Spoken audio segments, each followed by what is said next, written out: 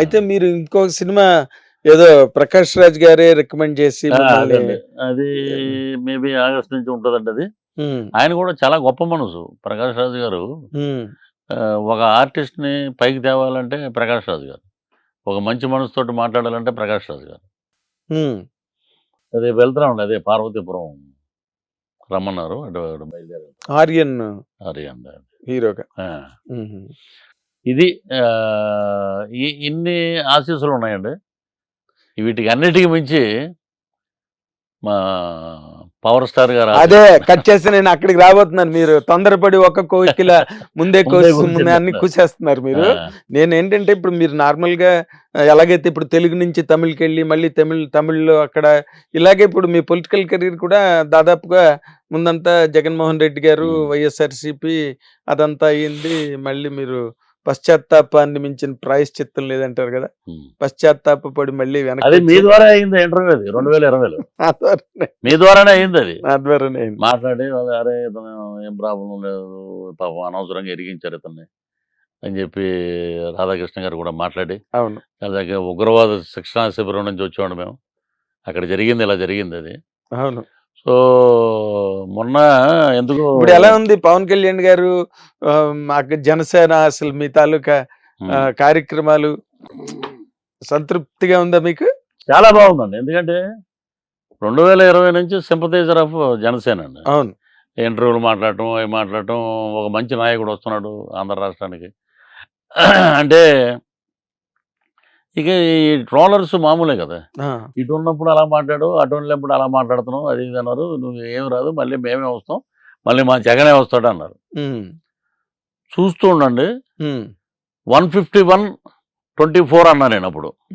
ఈసారి 160-24 రాకపోతే అడగండి అన్నా నేను. నేను మామూలుగా ఆయనతోటి అప్పుడప్పుడు కలవటం మాట్లాడటం. నాగేంద్రబాబు గారండి మెయిన్, నాగేంద్రబాబు నువ్వు అలా డల్గా ఉండటం మాకు ఇష్టం లేదు, నీ కోవిడ్ వచ్చినప్పుడు ఎందుకు అక్కడ మా దగ్గరికి రా అని చెప్పి వాళ్ళే పిలిచి నాకు అన్ని రకాలుగా నన్ను ఆదుకుని నన్ను ఒక మనిషిగా నిలబెట్టిన వ్యక్తి ఎవరంటే నాగేంద్రబాబు, భీష్ముడు. అవును. సో అలాగా ట్రావెల్ అయ్యేటప్పుడు 2024లో నేను ఒంగోలు ఒక పని మీద వెళ్ళాను అమ్మవారి గుడికి. ఇమీడియట్గా రేపు పవన్ కళ్యాణ్ గారు రమ్మంటున్నారండి అన్నారు. ఎవరు మాట్లాడుతున్నాడో తెలియదు. ఒంగోలు నుంచి రేపు ఎందుకు నైటే కొట్టేద్దాం పదండి అని వెళ్ళిపోయాం. అది అక్కడే ఉండి పొద్దున్న ఆయన రాగానే కండవ ఆయన 1 గంట మాట్లాడాడు. ఇప్పుడు మీరు నేను ఎలా కూర్చున్నాం అలా మాట్లాడాడు. అబ్బా, ఎవ్వరూ లేరు రూమ్లో, మేము ఇద్దరమే. మీ సిద్ధాంతాలు నచ్చినాయండి. 25 కేజీల బియ్యం కోసం కదా మనం అరువులు దాచటం, 25 ఏళ్ళ మన బిడ్డల భవిష్యత్తు కోసం మనం పాటుపడాలి. ఈ ఏంటి ఇది, ఈ యుద్ధంలో నేను ఆహుతైపోవచ్చు, నా ప్రాణాలను కూడా నేను పణంగా పెట్టి పోరాడుతున్నాను ప్రజల పక్షాన. అవును, ఆయన స్టేజ్ మీదే చెప్పారు కదా డైరెక్ట్ గా. అది ప్రజల్లో మీ చేతుల్లో ఉంది ఆయుధం, మీరు దాన్ని తీసుకెళ్ళాలి. ఎన్ని రోజులు పవన్ కళ్యాణ్ గారే చెప్తారు, మీలో కూడా రావాలి ఆ తెగింపు అనే మాటలు నన్ను బాగా ఇన్స్పైర్ చేసినండి. ఒక కాఫీ తెప్పించారు, తాగాం. మీరేమన్నా ఆశిస్తున్నారా అని అడిగాడు. నాకేం ఆశించట్లేదండి, నాకు భోజనం కావాలనుకున్నప్పుడు నేను పళ్ళెం పట్టుకుని మీ దగ్గరికి వస్తాను, నాకు అన్నం పెట్టరా అని అడిగాను నేను. అదేంటి అలాగన్నారు. అదే ఈ ఎన్నికలు నాకు అద్భుతమైన పోరాటం, నాకు ఇది గవర్నమెంట్కి, అధికార పార్టీకి, ఒక దుర్మార్గుడి మీద మనం చేసే యుద్ధం. దాంట్లో నేను విజయం సాధించానంటే మీ జీవితంలో మీరు పవన్ కళ్యాణ్ గారు పార్టీలో ఉన్నాడు, అతను జన సైనికుడుగా ఉన్నాడు, రేపు పొద్దున్న రిటైర్మెంట్లో లైఫ్లో కూడా అద్భుతం, మహానుభావుడు అని దండం పెట్టుకున్న రోజు వస్తుంది మీకు అన్నాడు. నేను అలాగే బయటకు వచ్చాం, గంట వేసుకున్నాం, అక్కడి నుంచి జనసేన, జై జనసేన కొట్టి ల్యాండ్ టైటిలింగ్ యాక్ట్ అని ఒకటి యాక్ట్ చేసాం. బన్నీవాసు గారు ఆధ్వర్యంలో జరిగింది. అది అద్భుతమైన రెస్పాన్స్ వచ్చిందండి. నేను విలేజ్లో ఒక 10 సెంట్లు ఉన్నవాడు కూడా పరిగెట్టుకెళ్ళి ఓట్లు వేస్తాను. అందుకే మీకు రాత్రి 2, 3 అయింది. అవును అవును పోలింగ్ లేట్ అయింది. ల్యాండ్ పట్టుకుపోతాడేమో అని. మొన్న ఇలాగే ఉంటారు కదా చాలామంది, ఈ ఇంటర్వ్యూని హైలైట్ చేయడానికి చెప్పేస్తాను రా నేను నాగేంద్ర గారికి. నాకు బాగా ఆయన వెల్విషరు, బాగా వ్యూస్ వెళ్తాయి. వాడు రాసుకుంటున్నాడు ఒక పాట, జన సైనికుడు, పిఠాపురంలో ఉంటాడు. ఈ చేతితోటే పథకాలు పెట్టాను, రంగస్థలంలో పాట. ఈ చేతితోటే పథకాలు పెట్టాను, ఈ చేతితోటే డబ్బులు పంచాను, ఈ చేతితోటే బటన్లు నొక్కాను, ఈ చేతితోటే రాష్ట్రాన్ని దోచాను, ఇన్ని చేసిన నాకు 11 ఇస్తారా, ఊరయ్యో నాయ్యా, ఊరయ్యో నాయ్యా.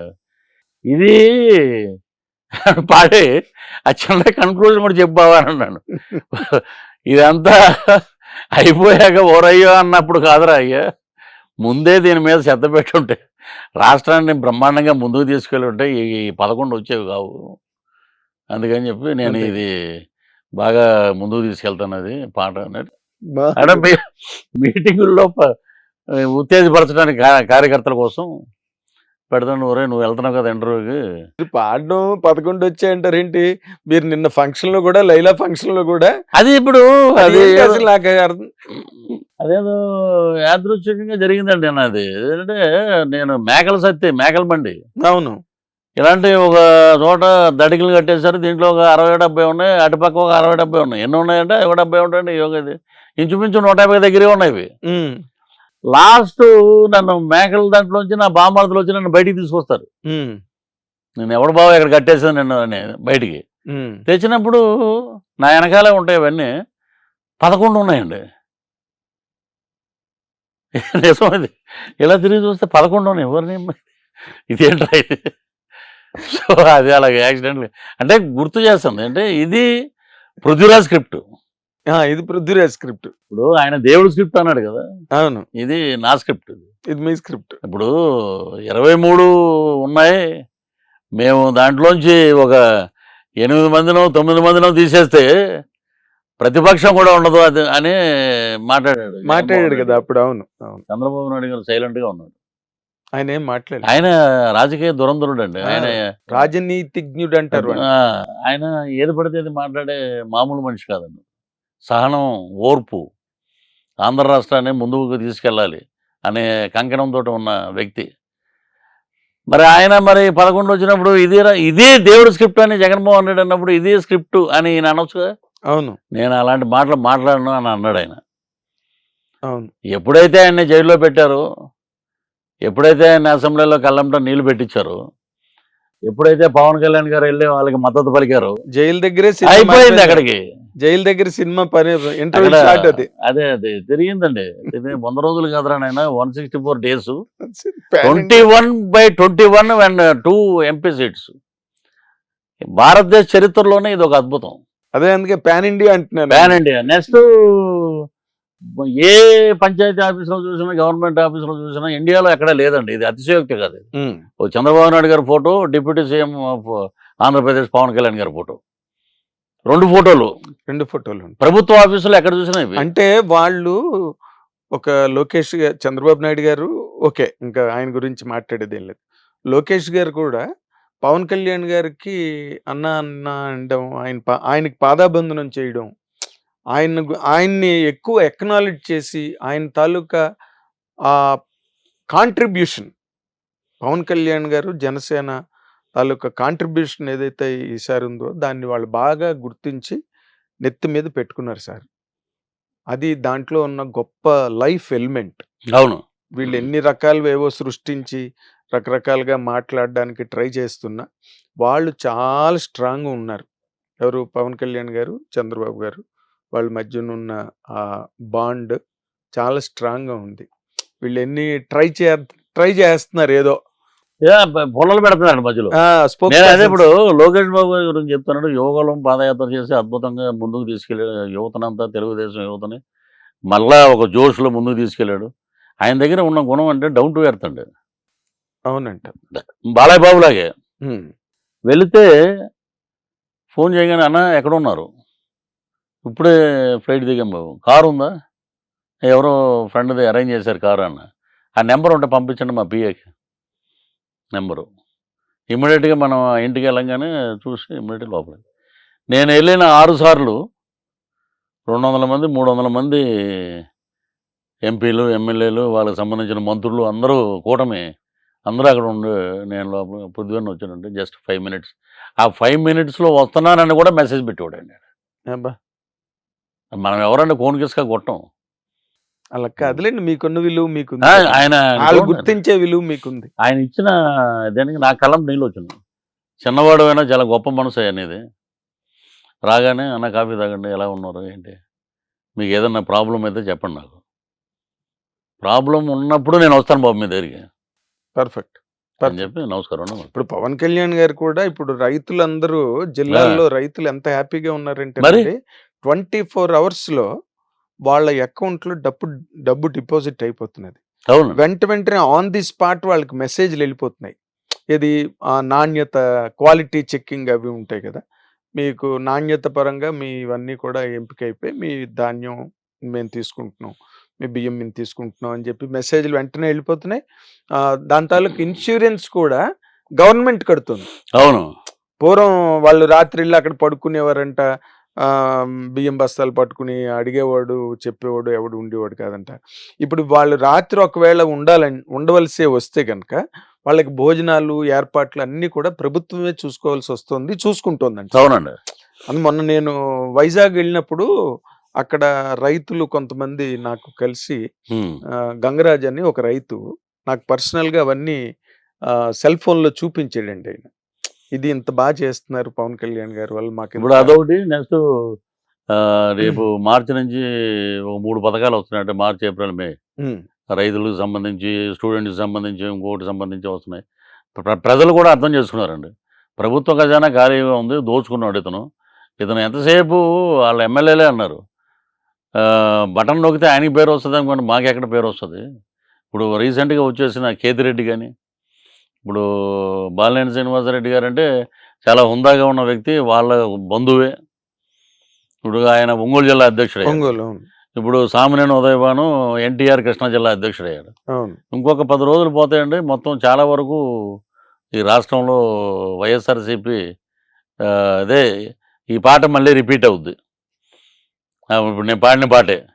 ఎందుకంటే అహంకారం, ఇంకేమంటారు దాన్ని, నేను చూశాను సార్. ఇప్పుడు చాలామంది అంటారు ఏదో ఏదో అన్నాడులే, ఇది అన్నాడు. అది కాదు, పడిన వాడికి తెలుస్తుంది ఆ బాధ ఏంటనేది. నేను ఎప్పుడైతే బయటకు వచ్చానో నెక్స్ట్ ఇమ్మీడియట్గా నెల్లూరు కోటమిరెడ్డి సీతారెడ్డి బయటకు వచ్చినాడు. రఘురామకృష్ణరాజు గారు మాకు ఆద్యుడు ముందు. ఆయన పెద్ద ఫైటర్, ఆయన ఫైటరు, మామూలు ఫైటర్ కాదు. ఎంత ఇది ఇప్పుడు పైన మాట్లాడేవాడు ఏముందంటే, ఇప్పుడు చాలా మంది ఇండస్ట్రీలోనే గోడ మీద పిలివాటంలో చాలా మంది ఉన్నారు. అవును, చాలా మంది బాహాటంగా చెప్పగలుగుతా నేను, చాలా మంది ఉన్నారు. ఇది మీ నోటీస్ వరకు వచ్చిందా? బొత్స సత్యనారాయణ గారు కూడా జనసేనలోకి వచ్చేస్తున్నారు, వస్తారండి, షార్ట్లీ వినిపిస్తోంది. ఇప్పుడు చాలా మంది ఉన్నారండి. ఎందుకంటే మీకు అదేమైనా అథెంటిక్ గా ఏదైనా మీకు తెలిసిందా? మాట్లాడినా కూడా ఉండలేడండి, అక్కడ ఎమ్మలేడు.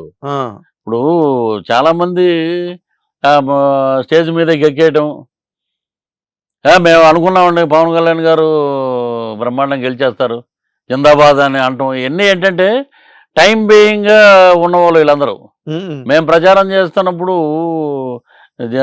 ఎంతమంది నవ్వుకున్న వ్యక్తులు ఉన్నారో నాకు తెలుసండి, పేర్లు అనవసరం. వచ్చాక ఇప్పుడేమో మేము అనుకున్నాం ఆ రోజే ఆయన సాధిస్తాడని. ఇది గ్రహించాలండి. అదే నాలికి నరం ఉండదు, ఏది పడితే అది మాట్లాడటం, ఏది పడితే చేయటం, ఏదో వాడు ఏదో చూసినట్టే తిరిగినట్టే అటు చెప్పేయటం, ఎవడ పడతాడు.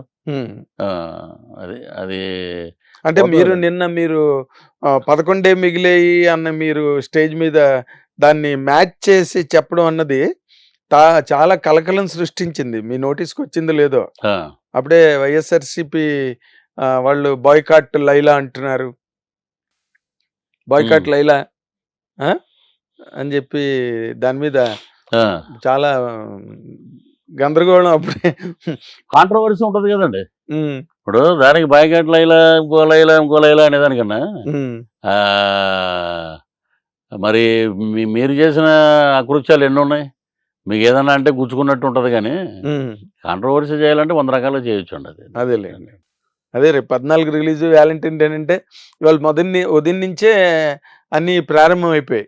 ఉమ్, పృథ్వీ గారు లాంటి వాళ్ళని పిలిస్తే మీకు ఇదే నష్టం, ఇలా మాట్లాడతాడు ఆయన, ప్రతిదీ ఓపెన్ గా మాట్లాడతాడు, బాయ్కాట్ లైలా అని ఇలాగేవో మొదలెట్టారు అప్పుడే ఆ. దాని మీద. అదొక పబ్లిసిటీ అనుకోండి, అంతే సినిమాకి పబ్లిసిటీ అది బాగా. అంతే, అదండి. దాని మించింది ఇంకేం లేదు. అదే అదే. ఆ తర్వాత ఇప్పుడు మీరు ఈ మధ్య రోజుల్లో మనం చూసుకుంటే బాలయ్య బాబు గారికి ఉమ్, అంత గొప్ప పురస్కారం లభించింది.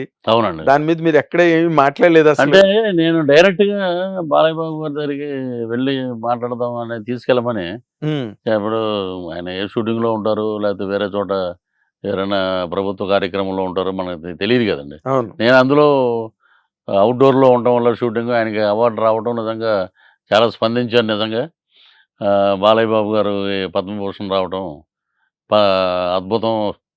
ఇండస్ట్రీలో పద్మ విభూషణుడు ఉన్నాడు, పద్మశ్రీలు చాలామంది ఉన్నారు, దాదాసాహెబ్ పాల్కే ఉన్నారు, అలాగే పద్మభూషణ్ బాలయ్య బాబు. చరిత్రలో నేను అనుకోవటం అఖండ 2కి నేషనల్ అవార్డు రావచ్చామని ప్రెడిక్ట్ చేస్తున్నారండి చాలామంది. ఎందుకంటే హిందూయిజం ఈరోజు కుంభమేళా ఇంత అద్భుతంగా ప్రపంచ దేశాలు పొగుడుతున్నాయంటే అదే కుంభమేళాలో వీళ్ళు షూటింగ్ చేస్తారండి, తెలిసింది, చాలామంది చెప్పారు, ఉమ్, బోయపాటి గారు చేస్తారు. అవును. సో ఇప్పుడు నార్త్ అంతా ఓం నమ శివాయ, హరహర మహాదేవ శంభో శంకర పరమేశ్వర. ఆ ఇదిలో అఖండ 2 వచ్చిందంటే రేపు నేషనల్ అవార్డు వచ్చినా కూడా మనం ఆశ్చర్యపోవాల్సిన అవసరం లేదు. భరతఖండం భగ్గుమంటూ అంతే అండి. టైప్ లో ఉంటుంది. అంతే అంతే. పరచూరి గోపాలకృష్ణ గారు రాసిన పుస్తకం అది, భరతఖండం భగ్గుమంటుంది. అద్భుతంగా రేపు రావచ్చు. ఆయనకి రావడం నిజంగా గొప్ప అదృష్టం. ఒకే ఇంట్లో పద్మశ్రీ, పద్మభూషణ్, నటరత్న నందమూరి తారక రామారావు. ఆయనకి భారతరత్న ఆయనకి రావాలి. అది అది అది ఎవరో ఆపటా కూడా అర్హులు కాదు. భారతరత్న మన పెద్ద ఆయనకి ఇవ్వాలి. అది అది అది బాలకృష్ణ గారు కూడా అన్నారు మొన్న. అవును, అన్నారు నిజంగా. బాలకృష్ణ గారు మొన్న అన్నారు కానీ ఏనాటి నుంచో ఎప్పటి నుంచో ఉందండి అది. బట్ చిరంజీవి గారికి హైలీ ఎక్స్పెక్టెడ్ భారతరత్న అనేది కూడా నడుస్తున్నదండి. నెక్స్ట్ ఇయర్ గ్యారంటీ అదే అండి అన్నది బాగా గట్టిగా బలంగా వినిపిస్తుంది. తప్పకుండా వస్తుందండి. So nice of you Prithvi గారు. Thank you sir. మళ్ళీ మీరు తమిళ సినిమాల్లోకి పడి తెలుగు మీడియాని మర్చిపోకండి, సినిమాలను వదలకండి. లేదండి. ఇప్పుడు ఆర్యన్ సినిమాకి ఏదో 4-5 నెలలు కనిపించకుండా చిన్న సినిమాలు కూడా వదిలేయాల్సిన పరిస్థితి ఏర్పడుతుంది. కొంచెం జిమ్ గట్ట చేయాలి. ఎక్కడ ఉన్నా మీకు మటుకు టచ్ లో ఉంటాం మేము. థ్యాంక్ యూ సో మచ్ అండి. God bless you. మంచి మంచి మైల్ స్టోన్స్ యాక్ట్ చేయాలి మీరు.